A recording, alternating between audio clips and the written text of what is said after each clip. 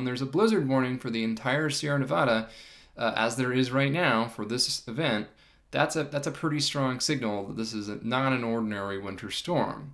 And so, as I mentioned, I do think that it's plausible that some places will end up seeing a top 5 or top 10 all-time record 24-hour or 48-hour snow accumulation from this event, on the order of 3 to 5 feet at lower elevations and 5 to 8 plus feet, maybe even 10 plus feet in some of the peaks or the most orographically favored locations on the western Sierra Slope or along the crest. Again, this is over like a 48-hour period, so that's a lot of snow, and I know these are very snowy places, but even in that context, that's a whole lot of powder falling in a very short period of time.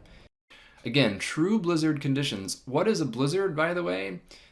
It's not enough to have very heavy snowfall, and so the Weather Service will not issue a blizzard warning if it's just super heavy snow, as is more often the case in the mountains. Then they'll issue a more common winter storm warning. But in a true blizzard, you have sustained winds above a threshold for multiple consecutive hours, along with significant falling or blowing snow. And just because all the snowstorms have sort of fizzled out so far this year at lake level does not mean that this one will. In fact, this one just has a tremendous amount of cold air support.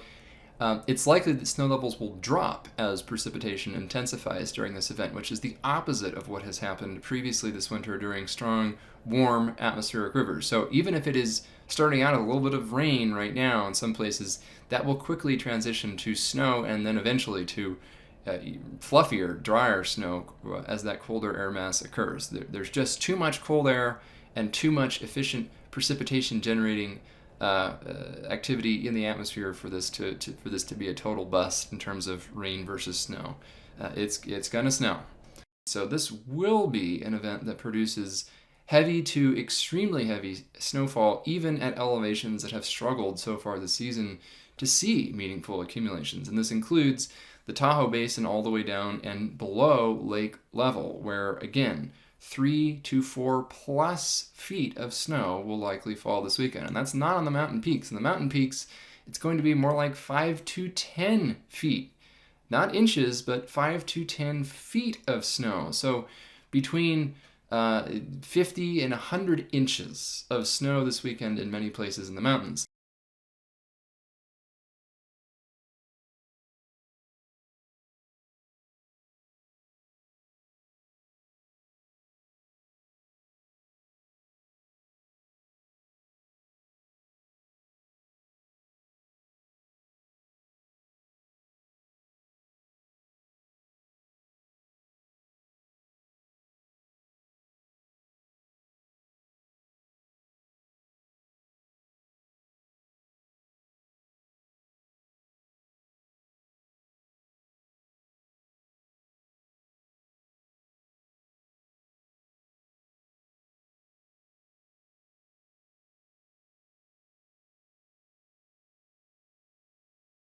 Our survey today, we recorded a depth of 47.5 inches, about 4 feet, we're standing on, and a snow water content of 18 inches. That's about 1.5 feet. If you took 48 inches, melted it down, that's essentially 18 inches of liquid water that we're standing on right now.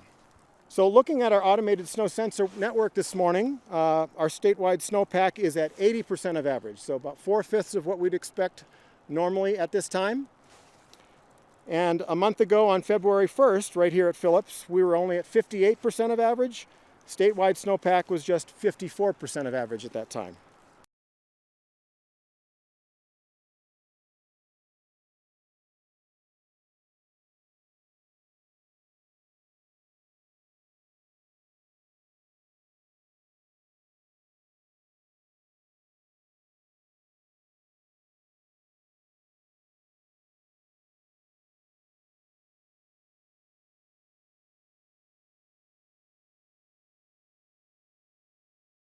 The results today show just how critical this upcoming month is going to be in terms of our water supply outlook for the upcoming year.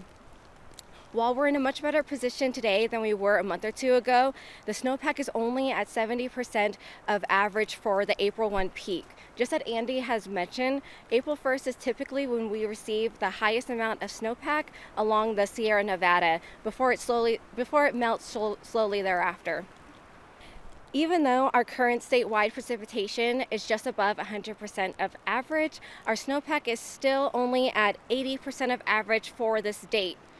This lack of snow can ultimately impact how much runoff continues to help fill our reservoirs, especially during the spring and summer months when water supply demand is at its highest.